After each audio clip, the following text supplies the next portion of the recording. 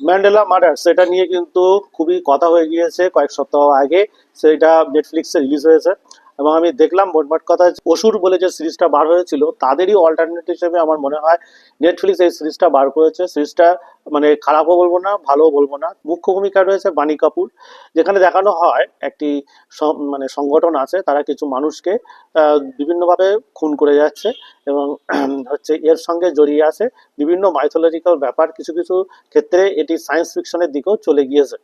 তো এটা নিয়েই মোটামুটি ৮টা মানে ৮ ঘন্টার একটা সিরিজ।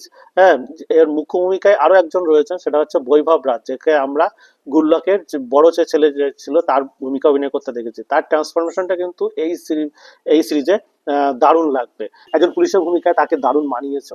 মানি কাপুর যথেষ্ট চেষ্টা করেছে, তার অভিনয় মানে এতে অন্তত খারাপ লাগেনি। তো আপনারা দেখতে পারেন দ্য ম্যান্ডেলা মার্ডার্স।